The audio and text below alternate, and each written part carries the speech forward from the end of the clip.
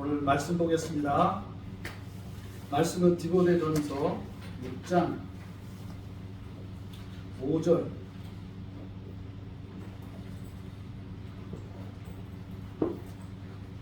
디모데전서 6장 3절부터 읽겠습니다. 6장 3절부터 10절까지 읽도록 하겠습니다. 디모데전서 6장 3절부터 10절까지 한 목소리로 다 같이 읽도록 하겠습니다. 3절부터 10절까지 다 같이 한 목소리로 읽도록 하겠습니다. 시작.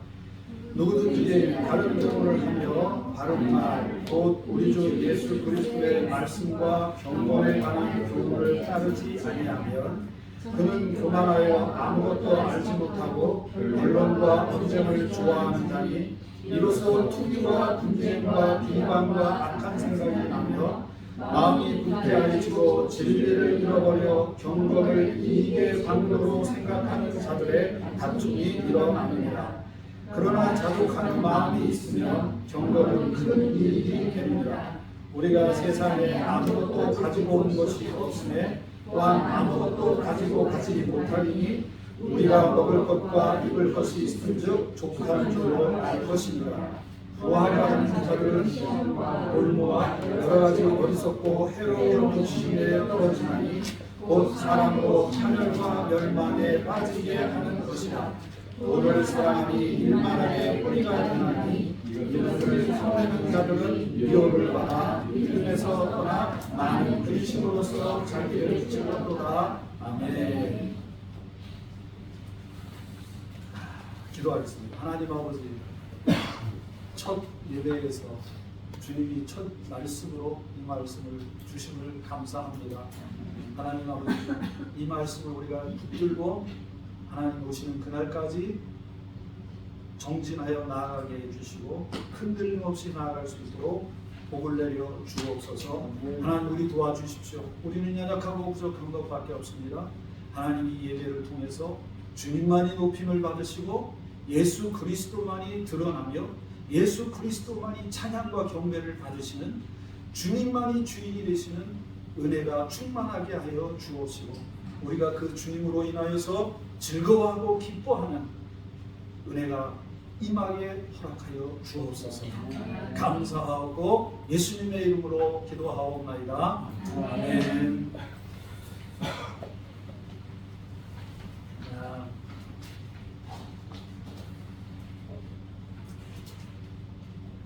예수님만 높임을 받기를 원합니다. 예수님만 주인이 되시기를 원합니다. 우리가 어떻게 하면 잘 살게 될 수 있을까요? 이거는 오늘 이 첫 설교를 준비하면서 제 자신을 향한 또 다짐이기도 합니다. 어떻게 하면 우리가 인생을 잘 살 수 있을까? 좀 더 구체적으로 얘기해보자면 어떻게 하면 이제 시작된 이 파리새움 교회와 함께 하나님께서 기쁘시게 받을 만한 인생이 될 수 있도록 할까? 어떻게 하면 그럴 수 있을까? 그래서 일주일간 기도하면서 생각을 해봤는데 사실 이 본문은 제가 지금 오늘 설교를 하면 세 번째 설교하는 설교입니다. 첫 번째는 제가 파리에 오기 전에 그 신학생들 모임에서 했던 설교고요. 그 다음에 두 번째는 예한교회 아시죠? 예한교회에서 첫 설교로 했던 설교입니다. 그리고 오늘도 이 설교를 또 첫 번째 설교로 합니다. 그 이유는 제가 이 설교를 통해서 제 스스로 늘 다짐하고 또 이 설교를 통해서 이 본문의 말씀을 통해서 늘 제 자신을 뭔가 새롭게 이렇게 흐트러지는 그 모습을 좀 다시 다잡는 그러한 본문이기 때문에 그렇습니다. 그래서 오늘 이 본문을 선택을 하고 이 본문을 가지고 설교를 하는 이유는 결단이기도 하고 제 스스로의 결단이기도 하고 또 앞으로 우리 교회가 이런 교회가 됐으면 좋겠다. 또 그리고 우리 교회에 오는 모든 분들이 이런 은혜를 누렸으면 좋겠다. 저는 그런 의미에서 이 말씀을 선포합니다. 자, 어떻게 하면 잘하는 걸까? 어떻게 하면 잘할 수 있을까? 제가 그냥 뭐 대충 하면 이런 질문도 하지 않았을 거예요. 그러나 좀 진지하게 어떤 이렇게 앞에 서서 생각을 해볼 때 어떻게 하면 잘할 수 있을까? 이게 참 중요한 제 마음에 드는 생각이었는데, 그러기 위해서는 잘하는 게 뭘까? 그러면 과연 잘하는 게 어떤 걸까? 내가 잘해야 되는데 그럼 잘하는 게 뭘까? 이 생각이 듭니다. 잘하는 게 뭘까? 이 논리적인 정립이 없이는 제가 잘하는 것을 아무리 잘한들 이 논리적인 정립이 잘못되어 있으면 저는 아무리 잘해도 잘못된 길로 갈 수밖에 없을 겁니다. 만약에 우리 교회가 잘하는 것이 성도의 수적인 증가에 있다? 그걸까요? 성도가 많이 늘어나면 이제 우리 파리 세움교회가 뭐 예를 들어서 성도가 많이 생겨서 파리의 탑이 됐다고 생각해 봅시다. 그러면 그게 잘하는 걸까요? 그거는 아닐 거예요. 그죠? 그럼 뭐가 잘하는 걸까? 이것은 바로 이런 어떤 논리적인 정립이 필요한데, 이것은 바로 우리의 행위를 결정짓는 가치관이 되기 때문에 그렇습니다. 이것을 다른 말로 표현하면 믿음이다. 우리의 믿음이다. 나는 믿는 대로 행동한다. 믿음대로 행동한다. 그런 거 있잖아요. 네. 여기에서 우리가 한 성경의 인물을 우리가 볼 수 있습니다. 열왕기하, 여러분 한번 펴보실 수 있으면 펴보세요. 열왕기하 14장 23절로 가보시겠습니다. 23절, 24절. 열왕기하 14장 23절, 24절 제가 읽어보겠습니다.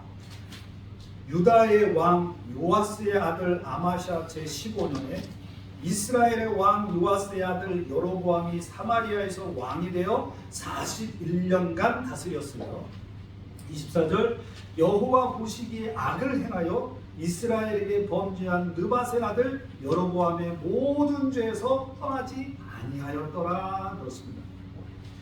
25절 26절 그 다음 절을 우리가 보면 이 여로보암 왕이라고 하는 그 왕에 대한 평가가 나오는데, 하나님에 대한 평가 외에 또 다른 평가가 나오는데, 어떤 평가가 나오냐면 이스라엘 나라의 그 땅을 다시 회복한 것에 대한 내용이 나옵니다. 네. 즉 다시 말해서 이스라엘 나라가 이런저런 이유로 상당히 외세에 억압을 많이 받고 공격을 많이 받고 그래서 국력이 상당히 쇠약해져 있었는데, 이 여로보암 왕 때, 이 여로보암 왕은 제 13대 왕입니다. 이스라엘의 13대 왕으로서 여로보암 2세라고 불리는 그런 왕이거든요. 근데 이 왕이 어떤 역할을 했냐면 이스라엘에 다시 부흥을 가져왔어요. 이스라엘의 공격이 굉장히 강해지고 아주 뭐랄까 그 잃었던 영토도 다시 회복하는 정말 이스라엘의 그 나라의 부흥을 다시 일으키는, 국가적인 부흥을 일으키는 그러한 왕이 바로 이 여로보암 2세의 왕입니다. 그런데 이 여로보암 2세 왕에 대한 오늘 성경, 즉 하나님의 말씀의 평가는 24절에 뭐라고 그랬습니까?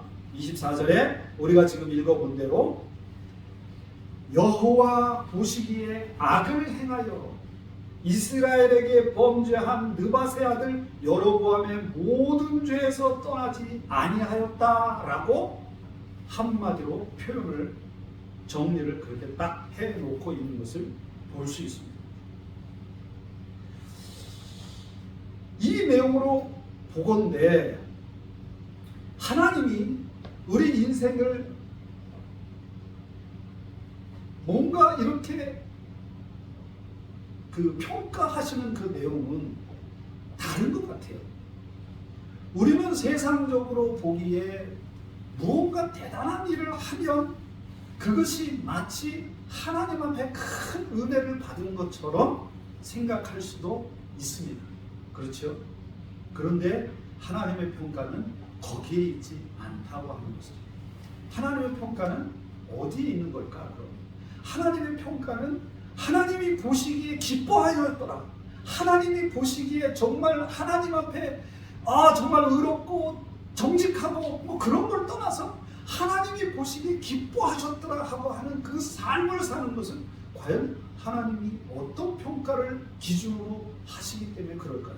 어떤 기준을 가지고 우리를 평가하시기 때문에 그럴까요? 여러분, 이 세의 성공은 우리가 추구할 수 있는 잘하는 것의 근거는 되지 않는다. 오히려 그것은 어떻게 말하면 하나님이 기뻐하지 않는 것이 될 수도 있다.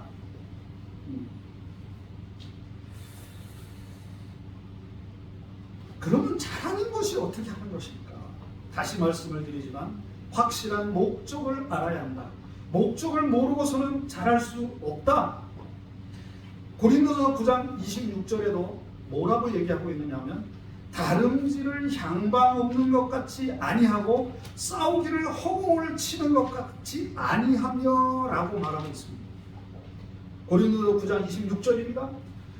우리가 우리의 삶의 방향을, 즉 향방을 잘하는 것은 고사하고 잘못하면 큰 위험에 빠질 수도 있다. 그런 얘기입니다. 여러분 한번 고린도전서를 찾아보실까요? 고린도전서 9장 26절 27절입니다. 다 찾으셨죠? 고린도서 9장 26절 27절 같이 한 목소리 읽어보겠습니다. 시작. 그러므로 나는 다름질을 하기를 향방 없는 것 같이 아니하고 싸우기를 허공을 치는 것 같이 아니하며 내가 내 몸을 쳐 복종하게 하면 내가 남에게 전파한 후에 자신이 도리어 버림을 당할까 두려워함이로다. 여기도 이런 말이 나와요. 27절에 보면 내가 다름질하기를 향방 없는 것 같이 아니하고 싸우기를 허공을 치는 것 같이 아니할 거다. 근데 왜 그러냐면 그렇게 잘못하면 내가 내 몸을 처복종해야 되는데 그렇게 하지 않으면 내가 남에게 전파한 후에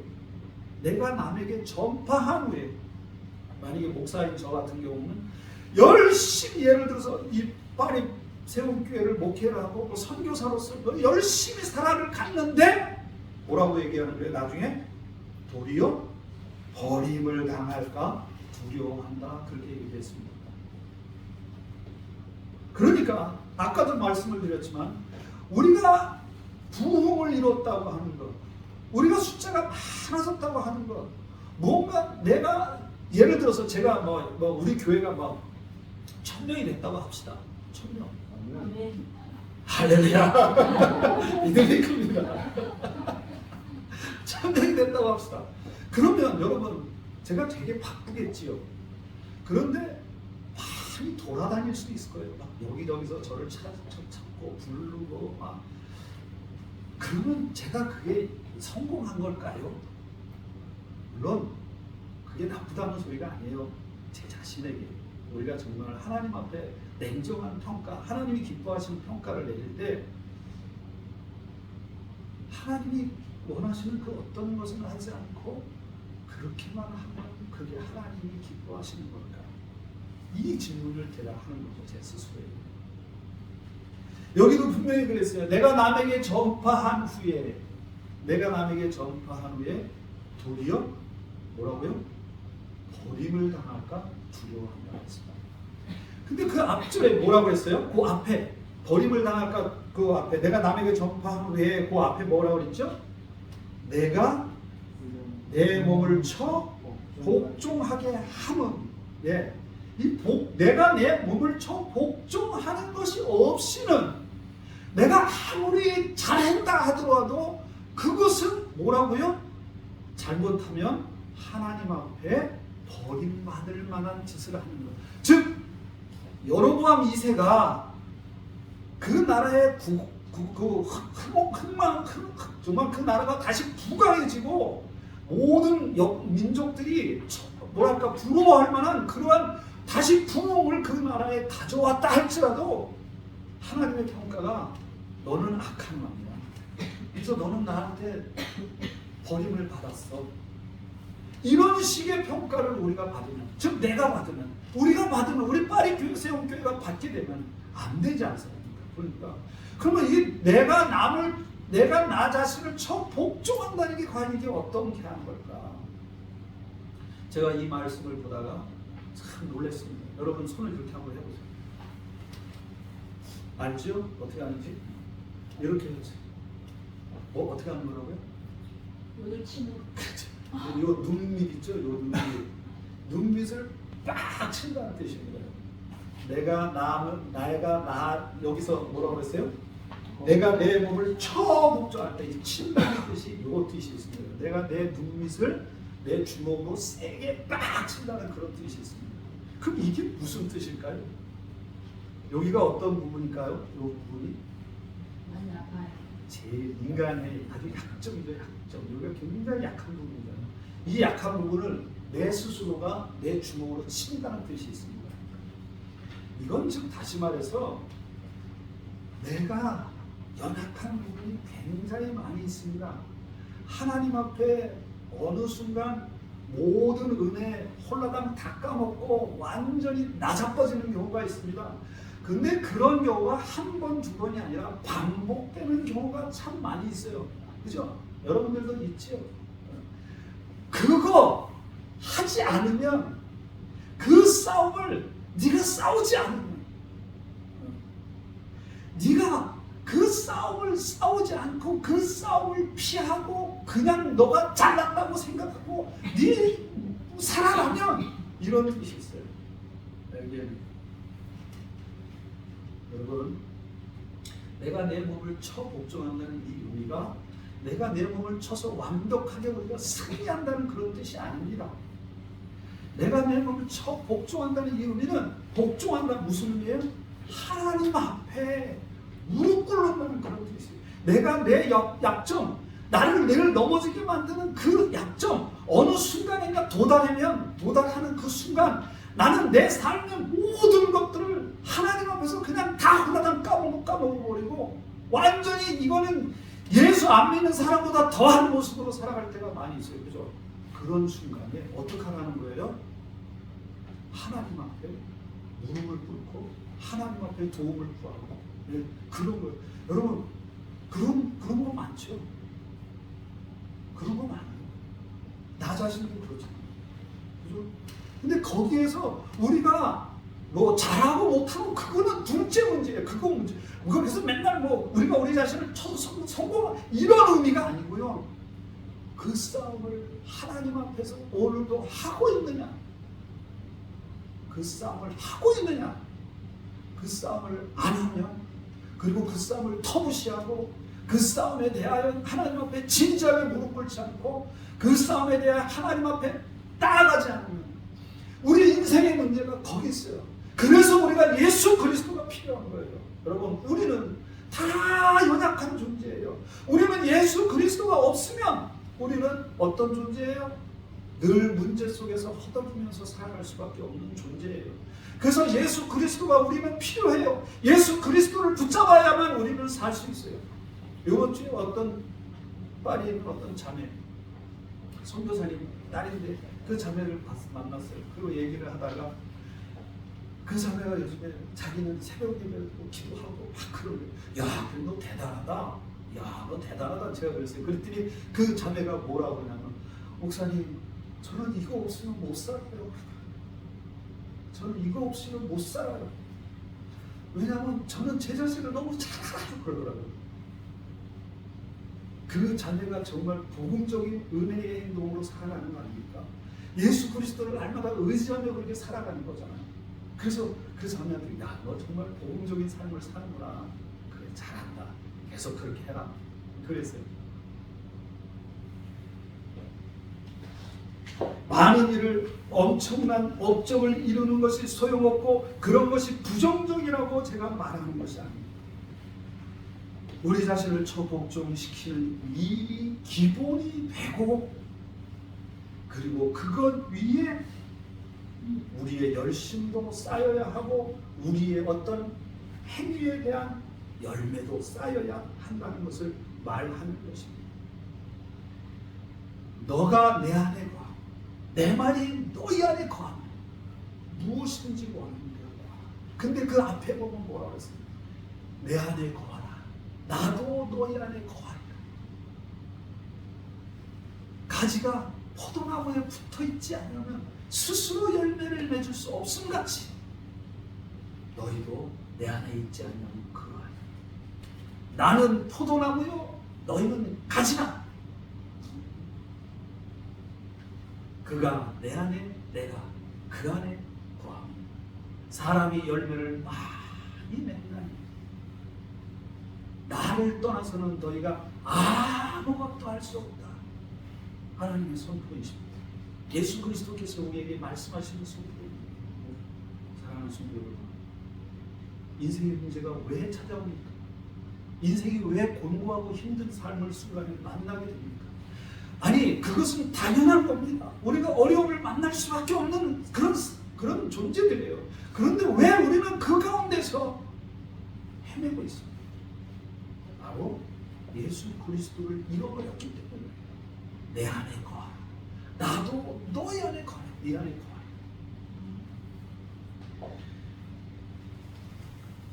빡세게 입에 단내 나도록 어떤 일을 했는데 아무것도 아닌 일이 되면 이건 안 되지 않습니까?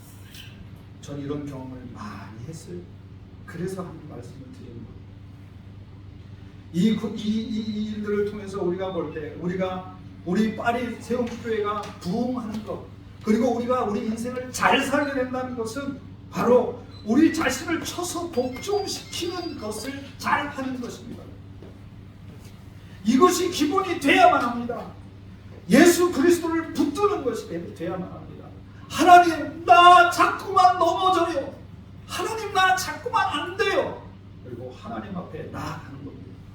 어떤 일이 있어도 포기하지 않는 겁니다. 만약 여러분들이 그거를 잘하고 있다면 그것을 지금 포기하지 않고 계속해서 그렇게 하고만 있다면 따라해 봅시다. 우리는 희망이 있습니다. 우리는 소망이 있습니다. 누구 안에서? 예수 그리스도 안에서. 예.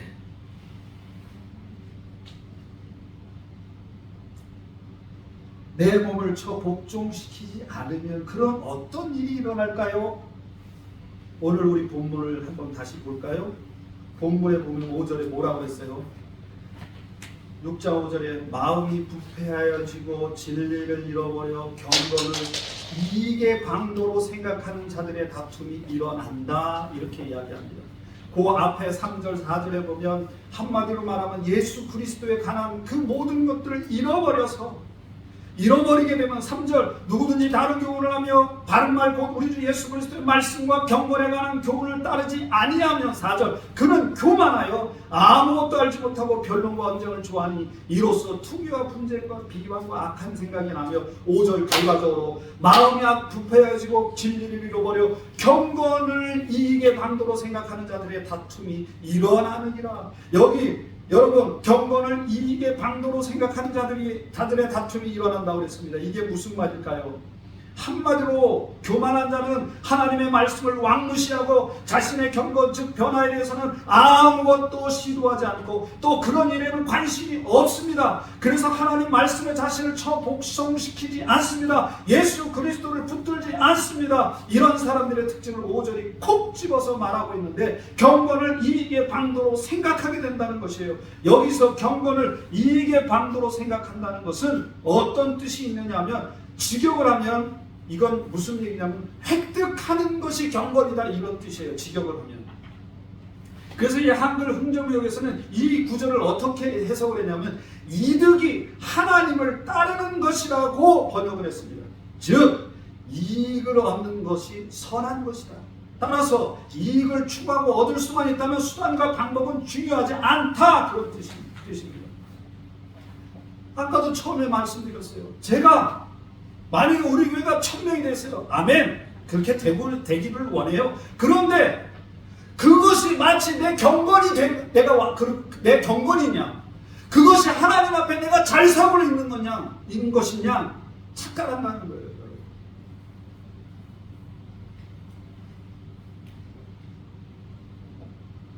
돈을 많이 벌고, 여러분들 우리 같이 생각해 봅시다. 돈을 많이 벌고 하나님께 복을 받는 것이 어떤 것이냐면 내 교회가 성장하고 또 혹은 여러분들의 사업이 성공하고 여러분의 삶이 잘 풀려져 가고 여기저기서 나를 찾아주고 내가 많은 사람들 앞에 존경을 받기 시작하고 그래서 사람들에게 인정받고 하면 나는 성공한 것이다. 나는 잘 살고 있는 것이다. 이렇게 여긴다는 거죠. 큰 일을 많은 사람이 우러보는 일을 하는 것이 하나님의 뜻을 이루는 것이라고 생각하게 된다라는 것이에요. 이 말뜻 경건을 이익의 방도로 생각한다는 뜻이에요. 어떤 사람이 명품 옷으로 치장을 했다고 해서 그 사람은 훌륭한 사람이라고 우리 생각하지 않습니다.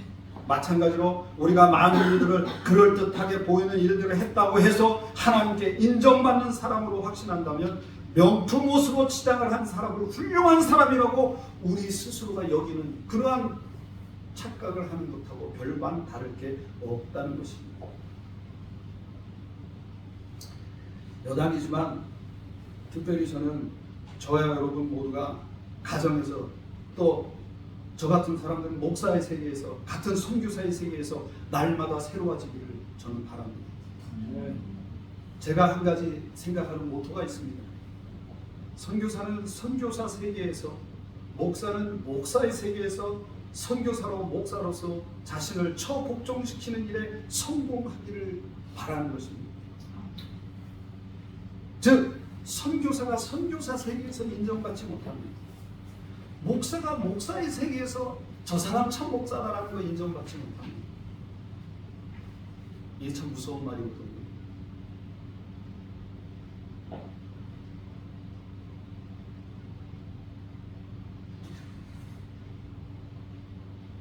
예수 그리스도가 제 안에 살아있기를 간절히 바랍니다. 제 자신도 이제서야 50이 훨씬 지난 지금에서야 깨닫게 되는 것인데, 내가 참 내 잘났다고 성취되면서 살았구나. 내 자신, 내 눈밑을 치는 이 행위는 잘하지 못했구나.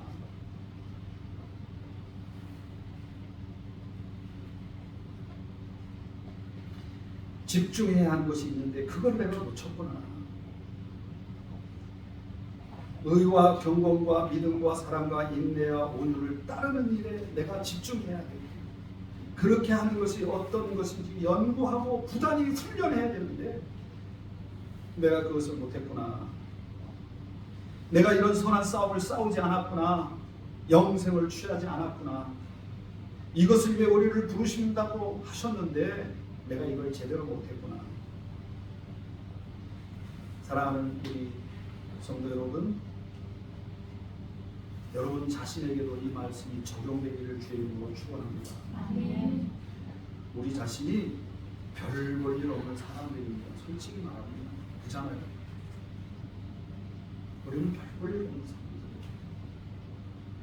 우리가 어떨 때 참 쓸모있는 존재가 될까요? 예수 그리스도 안에서 살아갈 때 그렇습니다.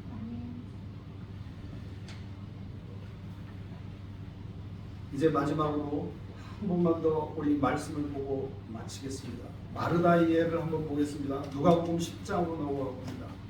누가복음 10장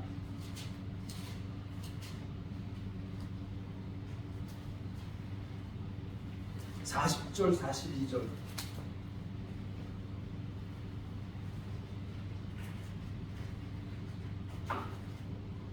누가복음 10장 40절 42절 같이 읽어보겠습니다. 시작. 주께서 마르다 시작.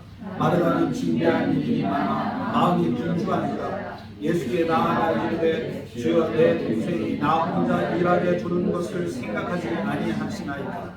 그를 명하여 나를 도와주라 하소서. 주께서 대답하여 이르시되 마르다야 마르다야 내가 많은 일로 염려하고 근심하나 42절 몇 가지만 하든지 혹은 한 가지만이라도 족하니라. 마리아는 이 좋은 편을 택하였으니 빼앗기지 아니하리라 하시니라. 아멘. 사랑하는 성도 여러분, 어디서든지 어떤 상황에서든지 예수 그리스도를 놓치면 우리는 다 놓치는 겁니다.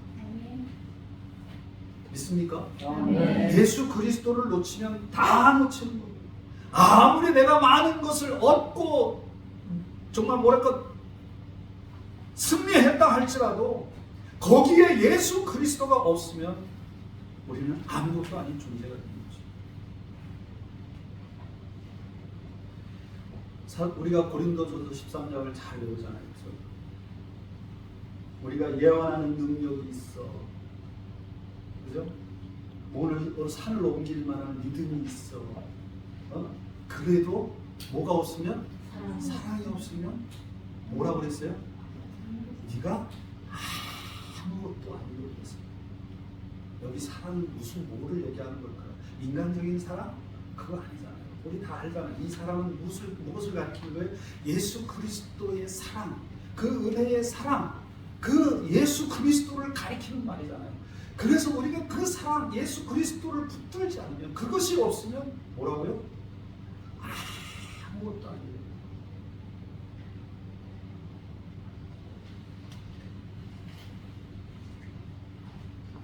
마르다는 마음이 분주했습니다. 준비하는 일이 많았기 때문입니다. 그래서 불평의 마음이 생겼습니다. 이런 마르다의 마음의 상태를 주님이 말씀하시기를 많은 일로 염려하고 근심한다 라고 이야기하고 계세요.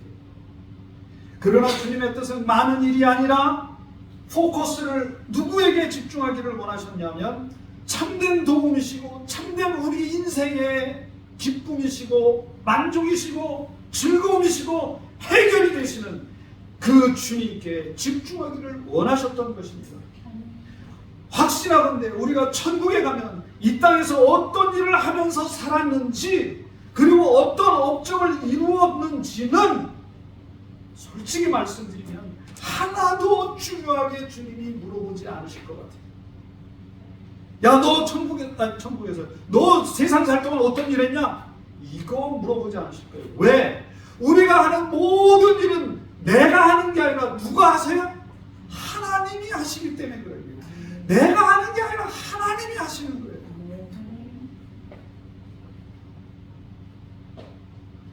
주님 품에 안겼을 때 잘하였다고 크게 칭찬을 듣게 되는 것은 내가 하나님 앞에서 어떤 사람이 되기를 힘쓰며 살았는지, 즉 주님과의 교제 속에 나는 어떻게 살아가고 있었는지, 그겁니다. 제가 한 가지 부끄러운 고백을 하자면, 제가 옛날에 말씀드렸죠. 들어보신 분들도 있을 거예요. 제가 옛날에 10마디를 하면 몇 마디가 욕이었다고요?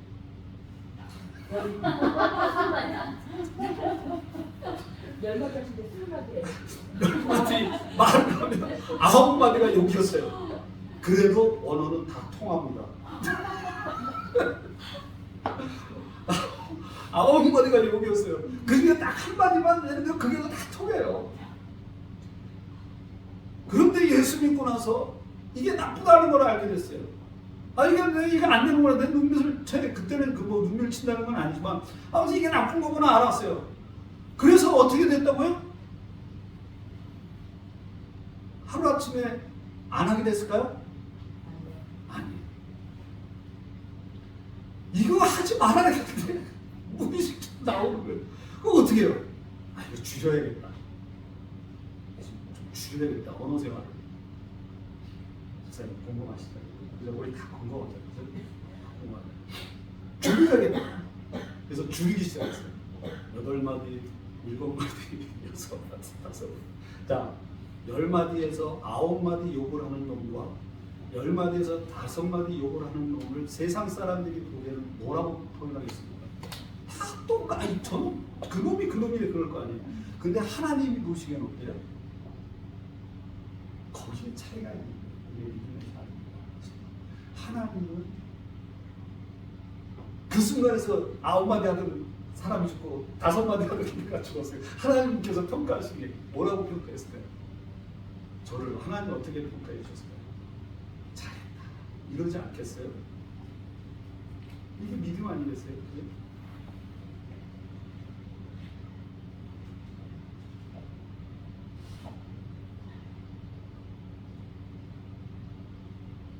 날마다 내가 예수님은 어떤 분인가를 알아가며 그 예수님에 대해서 알았으면 그 안대로 그리고 그분에 대한 믿음이 생겼으면 그 믿음대로 내 자신의 눈밑을 세게 쳐서 하나님의 뜻에 부합하도록 부지런히 무릎을 꿇고 하나님 앞에 나아가고 날마다 하나님 앞에 나아가는 그 모습 그래서 나 자신의 모난 인격적 아픔을 치유하기 위해 오늘도 부단히 나를 찾아오시는 주 예수 그리스도를 붙들고 그 앞에 무릎을 꿇는 것 이렇게 하나님 앞에서 살아갈 때 이것이 하나님이 기뻐하시는 사람으로 살아가는 것 아니겠습니까? 이렇게 살아가기를 힘썼는지가 하나님이 더욱 큰 평가 기준으로 삼아주시지 않겠습니까? 우리가 그리고 혹은 하려고 하는 일들은 주님이 친히 이루시고 완성해 가는 것임을 믿습니다. 단지 우리는 그 과정에서 주님의 손에 붙들려 사용되는 도구에 불과한 존재. 그런 것을 겸손하게 인정하고 믿는 것. 그래서 앞에서도 말씀드렸듯이 내가 죄를 범했다 하더라도 주님의 뜻과 계획은 틀어지지 않습니다. 주님은 반드시 자신의 뜻대로 이루고 행하십니다. 그러나 내가 하나님 앞에 집중하지 못하면 나중에 나는 내가 열심히 한 그 모든 일에서 손톱만큼의 분깃도 얻을 수 없을 것입니다. 여러분 여로보암 2세가 얼마나 애썼을까요? 그 나라를 다시 일으키기 위해서. 그러나 그것에 대한 평가는 성경에 한마디도 나와 있지 않나요? 그 대신 딱 여호와 보시기에 악을 행한 존재다.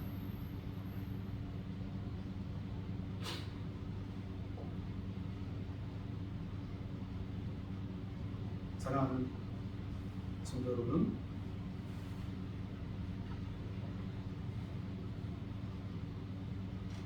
저는 1993년부터 도로권 지역 선교사로 사역을 해왔습니다. 근데 안타깝게도 저는 제 자신을 실패한 선교사라고 솔직히 생각합니다. 성공한 선교사님들의 말씀도 위로와 권면이 되겠지만 저의 실패 경험 또한 여러분에게 나름 도전이 될 거라고 생각합니다. 그래서 이 말씀을 오늘 제 간증도 있고 해서 이렇게 첫 말씀을 선포합니다. 사랑하는 우리 이곳에 모인 사랑하는 성도 여러분, 많은 일을 하려고 하지 맙시다. 그러면 어떻게 해야 될까요? 예수 그리스도를 잃어버리지 않게 합시다. 우리의 삶에 예수 그리스도를 잃어버리지 않게 합시다. 예수 그리스도를 잃어버리지 않게 합시다. 제가 며칠 전에 지난달인가 6월달인가요? 여기에서 깍두세주를 받아야 되잖아요. 체육증을 받아야 되는데 17일날 6월 17일날 받으러 오라고 그랬는데 17일을 지나고 나서 어떻게 생각했냐면 왜 나한테 이거 받으러 오라고 그러지 않지? 그리고 일주일 지나고 나서요 나한테 문자가 왔다는 걸 깨닫고 이거 큰일 났네. 이거 어떡하지? 그 순간부터 막 마음에 걱정이 들고 염려가 되고 이게 복잡해지거든요. 막 염려가 되기 시작하는 거예요. 그리고 염려가 되니까 누가 없어져요? 하나님이 없어져 버려요. 염려가 되니까 하나님이 없어지기 시작해요.